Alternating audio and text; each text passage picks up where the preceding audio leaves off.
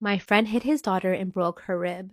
I'm absolutely furious right now. My friend has a daughter who is also in my 7th grade history class. She is the nicest kid in the world and one of the best students in any of my classes. However, this morning she came into my class late and was not herself. Normally, she's raising her hand and engaging with the class, but she had her hoodie up and her head down. She was holding her arm to the side and looked to be in pain. Halfway through class, I walked by her desk to check on her, and she looked up at me and had tears in her eyes. I brought her outside my classroom and asked her what was wrong, but she was not responding, but she started crying even more. After a couple of more minutes of reassurance, she finally opened up. She woke up late for school and accidentally dropped a glass of water when she was getting ready. My friend, who was her father, punched her twice in the ribs and yelled at her for being clumsy. I asked her if she was hurt, and she pulled her hoodie up and her ribs were beginning to bruise. My friend is 6'4" and over 200 pounds. My student is 12 years old and cannot be more than 85 pounds. I asked my colleague in the next class to watch over my class, and I took her to the... Here's a story time of how me and my sisters almost got kidnapped. So my mom and her boyfriend were just going to go out and have a night to themselves, and I was home watching my two little sisters. At the time, I was 13, my two little sisters were 9 and 6. So around 6 p.m., my mom and her boyfriend leave. Me and my sisters just sit down and watch a movie, and then I get up to make them dinner. I get paranoid really easily, and while I was making them dinner, I look out the kitchen window, and I thought I seen somebody in the backyard. I text my mom, and she gets on the cameras that are outside, and she said nobody was out there. I continue making them dinner, we sit down and eat, and then we start watching another movie. Then we start hearing knocking. It wasn't coming from any of the doors, it was coming from the side of the house. I didn't want to bother my mom on her one night out, so I just took the kids and we went upstairs and watched a movie in my room. My 6-year-old sister at the time went to the bathroom and she came back in literal tears. She was literally crying so hard until I finally got her to stop and tell me what was wrong. She said as she was walking back from the bathroom, she seen somebody downstairs. I quietly locked my door and I put my sisters in the closet and I called my mom right away. I'm running out of time, like for part... I've always had a good relationship with my mother-in-law up until I was pregnant. My husband's side of the family hasn't had a girl born in the past 100 years. So when everyone found out I was pregnant with a girl, no one believed me. Everyone was so shocked when it was announced that most of them denied it up until the moment she was born. And that's when the horrible comments started. Whenever my husband wasn't around, my mother-in-law would make snarky comments like, "I wonder where she got that nose. It's definitely not my son's." I never told him and let everything slide because she's older and she's my mother-in-law. But when I was pregnant with baby number 2, and yes, it was another girl, I told him to wait as long as possible because I know she wouldn't like the news.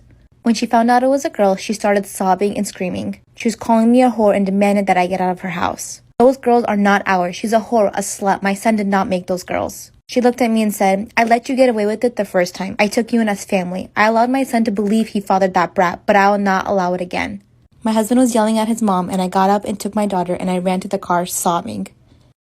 Extremely toxic best friend story time. So when I was in 8th grade, there was this boy. And this boy would go around telling almost every girl that he liked her.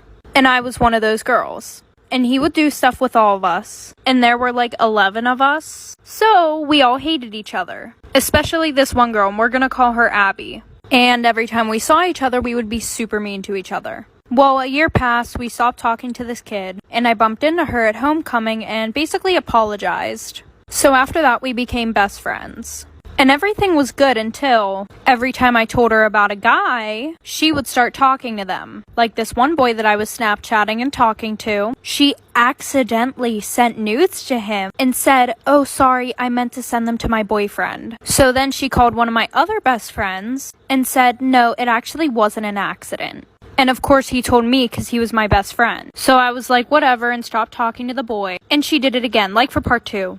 My husband's ex-girlfriend is dying. Her last wish is to be with my husband. As the title goes, my 30 female husband's ex-girlfriend 33 female was recently diagnosed with late-stage breast cancer, and her last wish is to be with my husband 35 male. My husband, let's call him Seb, and his ex Tanya became best friends after their breakup a couple of years ago due to her infidelity. They were together for 5 years. Needless to say, they remained in contact even before he met me. I would be lying if I said it never made me feel uncomfortable even once. It did, and it still does, because Tanya is still in love with my husband. She never denied it, and in fact would even call or message me when she couldn't get a hold of Seb. Aside from cancer, she also has some mental health issues. Thus, my husband would always tell me to be kind and patient. Seb is no longer in love with her, of course. She cheated and Seb swore that he will never get back to her and that he only sees her as family. 2 weeks ago, my husband received a call from Tanya to tell him about the sad news. My husband cried with her and told her everything is going to be okay. They were on the phone the whole day. I forgot to mention that Seb and I moved to Australia a few months ago.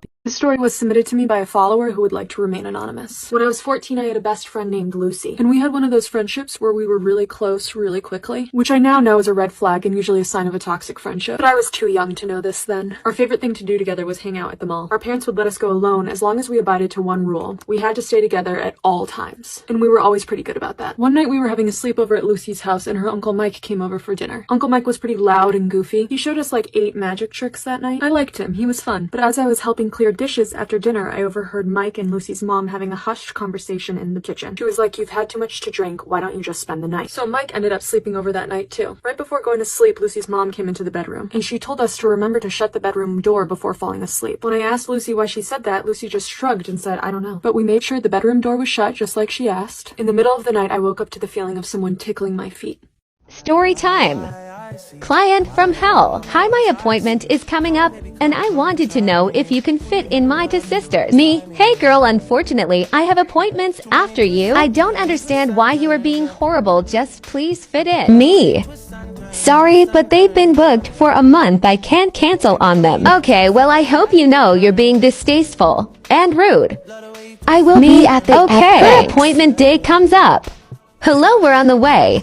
Confirming you said yes to all 3 of us today, right? Me, hey, actually no. Please scroll up and read our past conversation. I let you know I won't have space today. Your attitude is disgusting. You said yes, and you're wasting our time. This is the worst customer service. I let you know that I wasn't able to, and you went ahead and decided to bring them. Sorry, but I can't do anything. We are outside. Please open. This is how I found out my dad was following me on OnlyFans. Disclaimer is not my story time, is letting me on Instagram. So this one guy started sending me $1,000 every single week. In exchange, I would send him private photos. Everything was totally fine until he started asking me questions. He would ask me things like, what's your favorite movie? What's your favorite dessert? Because it's OnlyFans, I never really answered honestly. But then one day he told me, you love The Little Mermaid, don't you? And I was like, what? Because The Little Mermaid was my favorite movie as a kid. Watched it at least 3 times a week when I was a kid. First I thought it was a cousin playing a joke on me, so I decided to block them. The next day, I get another message. This one says, I remember how you used to love hot dogs. That's when I really shit myself. Because my dad and I would make hot dogs every single Friday. It was our thing together. Like I said, he was a deadbeat, so he couldn't afford anything more than cheap hot dogs. And that's when he said, I have a confession. And before I could reply, he said, I'm your dad. I felt so disgusted. I blocked him and then blocked him from my cell phone too. That's when he sends me a long text message explaining why he signed up to my OnlyFans. He said that he was just trying to get to know me, that all he really wanted was to get me back as his daughter. Then why ask for nudes? Part 3 is up. Story time about how I broke up my best friend and his girlfriend.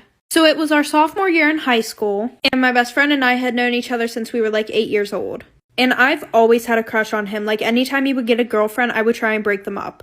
And it would work. Well, our freshman year of high school, he started dating this one girl. Well, when he started dating her, he distanced himself from me because she didn't like how much time we were spending together. So a few months go by and my birthday's coming up. And mind you, within these past few months, we only seen each other like twice. And he had me blocked on all social media. Well, our parents were really good friends because we lived in the same cul-de-sac. So my mom invited him and his parents to my birthday party. So at the end of my party, my friends left and him and his parents stayed. And my parents really didn't care if I drank alcohol, so we had like a whole bottle of vodka to ourselves. So we're in the basement and we're taking shots together. Well, I got him super drunk and he fell asleep. And while he was sleeping, I went on his phone and like for part 2.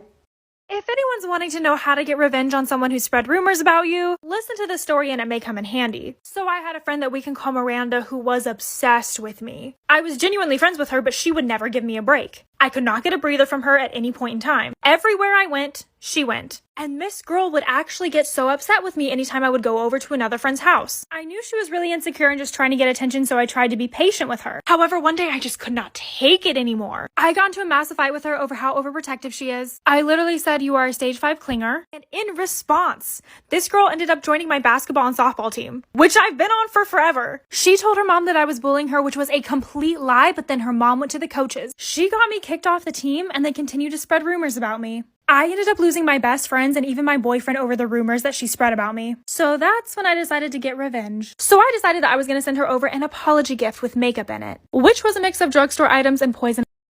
Client story time. So we had a client who came in many years ago and got a full set of bougie designs and a pedicure. Her hands alone took about 3 hours because that is how intricate her designs were. Keep that in mind.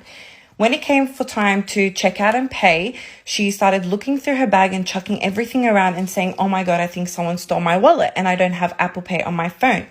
She said, "Can I please go and do cardless cash out? I'll leave my AirPods here so you don't think I'm running away." We said, "Sure, of course, no problem." Left her AirPods there. She went to do cardless cash out and she did not come back. And then 3 months later, she